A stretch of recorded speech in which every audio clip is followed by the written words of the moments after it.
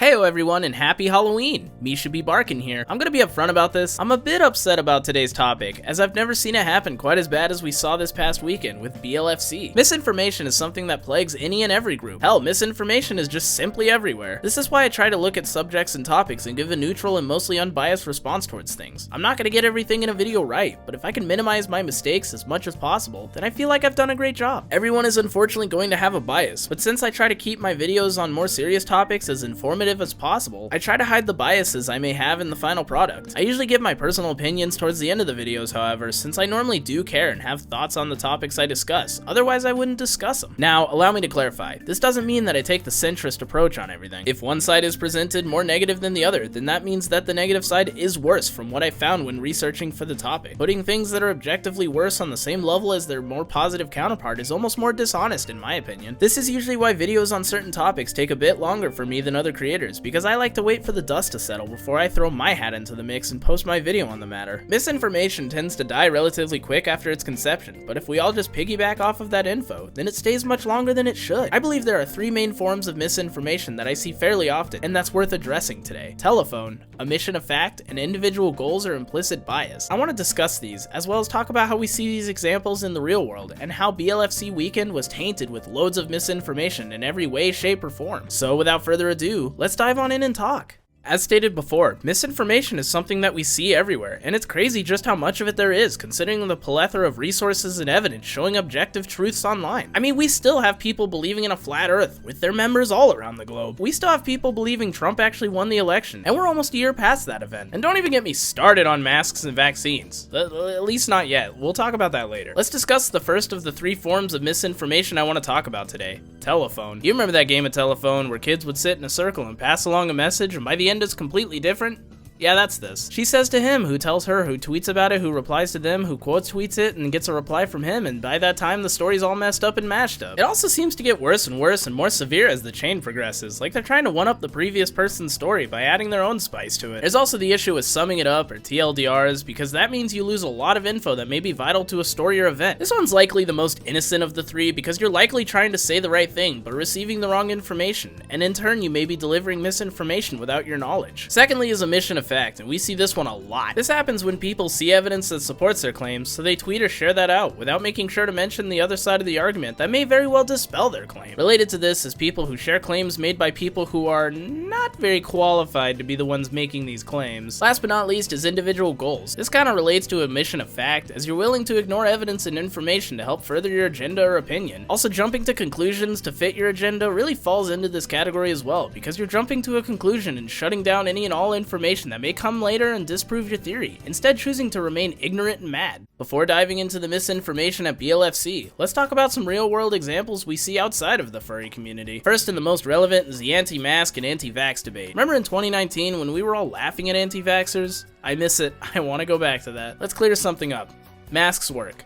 Vaccines work. Yes, people wearing masks and people who have received the vaccine can still get COVID, but they are getting it at significantly lower rate, and with the vaccine, the effects of the virus are greatly diminished. If you're curious about more COVID facts, check out Sailor Roo Scout on Twitter, as they're a furry with direct ties to working on the vaccine and can answer any questions or misconceptions you may have. Unfortunately, while there's all this factual information, there's also a bunch of misinformation construed within, made to look like facts. Not to mention the echo chambers of anti-vax groups spreading this info to each other, further pushing and believing this agenda. We can easily see all three examples of misinformation here. Telephone, the info gets released and passed around to many groups and such, losing its validity and slowly becoming molded to fit agendas. Omission of fact, people with the vaccine can catch COVID. Then they refuse to look further when, if they did, they would see that people are catching it less. And lastly is fitting their agenda, and this one's easy to see, calling anyone who disagrees with them sheep and picking apart articles to look for the smallest crumb of quote-unquote information that may be for their argument. Another major event's been the 2020 elections. Let's just clear the air.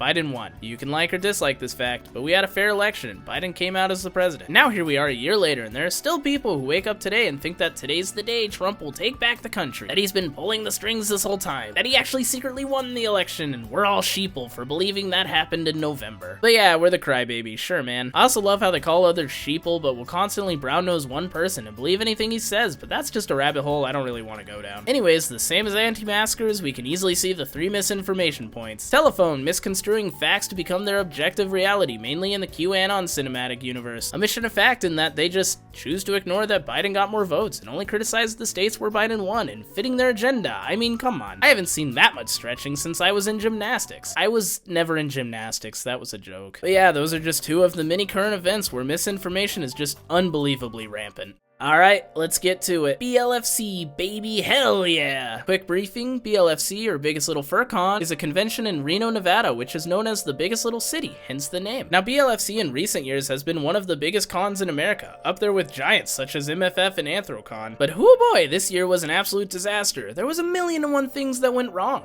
is what Twitter would want you to believe. Let's take a look at some of the things that happened and look at them from a factual and calm perspective, shall we? In all my life, I never thought I would have that displayed on a video. If you're somehow unaware, I'm about to ruin your day. 19 furries decided to crowd around into a hotel room and blast rope onto a Papa John's pizza. They posted about it, and very quickly the BLFC pizza incident became cemented in furry history. God damn it, dude. I hate that me deciding, hey, it'd be fun to make furry videos years ago spiraled into me discussing a pepperoni and man blast pizza, fast and ready or your money back. Do you think the delivery driver saw the posts? Like, do you think he sees the memes and just thinks, oh god, I delivered that pizza? I really hope they're okay. Hopefully a therapist can see them ASAP. Anyway, jokes aside, this is objectively gross to almost everyone. To make it even more gross, he also ate it. And I saw it, the things I do for this f***ing channel. They also apparently left it out in the hallway, which is where people got mad about it, but apparently that was just for photos. I'm not entirely sure about that. We can only really go off of what they said and choose to believe it or not, because I don't think anyone else saw the pizza out there, so yeah, I don't know. But man, this blew up. This was everywhere by the time I woke up, and only continued to grow in size. But was it that big of a deal? No, hell no. This incident involved 19 people at a con that saw roughly 5,000 in 2019. The only reason it got as big as it did is because of us furries cracking jokes about it and spreading it like wildfire. I mean, come on, it's kind of funny in a what the f kind of way, you know? Now, I'll agree that if it was left in the hallway, that's absolutely not good and very unsanitary. But they said they put it out there to take photos of it, which, I guess, alright, I don't know. But that's not really the focus. We're discussing how much this event got spread. I think my favorite line is, "This is why furries are hated, because anti-furs spread this around and say that we all do this." My guy, only furries have been spreading this. This wouldn't have gotten nearly as big if we hadn't all talked about it. So what did the people at BLFC think of this? Well, they didn't know. No one else at the con had a goddamn clue until they saw the post like the rest of us.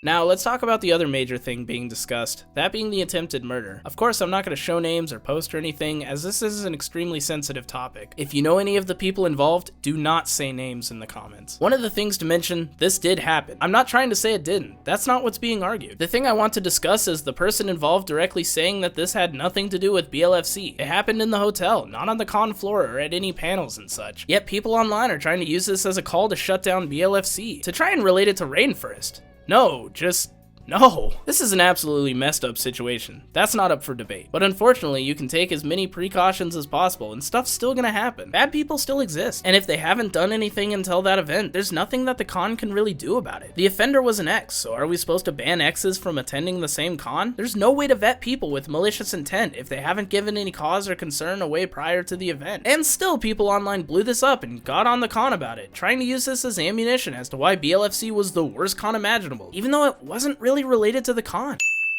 Now this one's odd. I could barely follow the original post if I'm being honest, but see how you fare. I was banned from Biggest Little FC Friday and had my badge confiscated. Went to FedEx on Thursday at 3 p.m. and was called a pedo by an employee for wearing this outfit. The manager refused to use my pronouns and said, "We don't serve you people." Then escalated the situation, accusing me of loitering as I was trying to find my .png to print my OC. Con attendees stared on in horror, and two popufurs I recognized said it was appalling and I filed a hatred report. The store shut down an hour early and they were escorted out by GSR. On Saturday afternoon, upon arriving at 3 p.m., Johnny Rockets, I don't know who that is, refused to serve me. Employees laughed in my face, manager called me just a sick man, so I left the restaurant dejected. The con head, con security head, and GSR security head then confiscated my badge at the door. This was the most transphobic con experience I have ever experienced in 20 years in the fandom. The con should be ashamed about how they acted or didn't act. The employees were hate mongers who violated their contracts and they want to sweep it under the rug and silence my experience. I calmly handed over my badge, took my hat hat off as I was being detained by the con security head and issued a verbal trespass from the GSR security head, and said to the three, "Thank you for such a wonderful con experience. I hope people like me never come back." So yeah, according to this person, they were refused service by both FedEx and a restaurant, then ultimately had their con badge confiscated by con security and asked to leave? There's a lot to unpack here. First and foremost, I won't speak about the FedEx and restaurant incident. Outside of the furry community and furry cons, trans rights and understanding is way lower and less common. So this person being denied service due to transphobia is entirely possible, and if that's what happened in those situations, I sincerely apologize for you having that experience. No one should have to go through that, as I can only imagine the amount of hurt that would cause. Getting banned from the con, however, this just doesn't add up to me, as well as a lot of people. Why would they just ban a trans person from attending for just that? As Cass, whom is a co-chair of Anthro Expo, says, it's extremely hard to get banned at cons, so someone being banned for being trans is just extremely unlikely. There were rumors that she was wearing a diaper on the con floor due to her having an ADBL account, but this was quickly disproven, or at the very least not supported by evidence. I'm almost willing to bet money that we are missing vital information as to why this person was banned, and that information will likely not see the light of day. So what's the real reason for the ban? As it stands, we don't know. BLFC hasn't addressed it, and the person banned is withholding possibly vital information on what happened, likely to try and push the notion that it was due to transphobia. Yeah, you know, the convention that lets a bunch of trans and overall LGBT folks in decided to stop one person due to this. I just honestly don't buy it, but it's what she's running with, and people are eating this up. They're calling the con transphobic and asking for it to be canceled and banned, and yes, saying that it's another rainforest. I beg you guys to think and seriously consider that there may be missing info, or just to look at the situation as a whole and realize it doesn't really add up. I think we're missing information, and to jump to the conclusion that BLFC is transphobic is just ridiculous in my opinion. So what are my thoughts on the matter? Twitter, stop. God, please, I beg you, take 1 second to look at a situation, wait for evidence, wait for the dust to settle, take a moment to calm down and think before you post about something. And if you're not involved or at something and haven't talked to someone who's at said event, don't comment on it. The only people calling it Rainforest 2.0 are people who are not at the con and likely weren't at Rainforest either. Also, can we talk about that really quick? It's really weird how much people are hyper fixated on ensuring this con was seen as a failure. The whole time we had people comparing it to Rainforest, which, no, not even close, come on. The amount of misinformation spread about this con was just unreal to watch, and seeing the various different things discussed and other things ignored was just gross. People got hyper fixated on the pizza event, to the point where it's likely what BLFC 2021 will be known for, even though only 19 people were involved. The con overall was a success. Most of the attendees had a great time. Nothing really was destroyed, and just please, stop comparing everything to Rainforest. So we're to the end of the video. Once again, happy Halloween. Got any plans today? I'm going with my boyfriend to a party, and dressing Rascal up as Nick Wilde. What's your opinion on Misinformation or BLFC? Let me know in the comments, and thanks for watching this far. Like and subscribe, and I'll see you in the next video. Bye!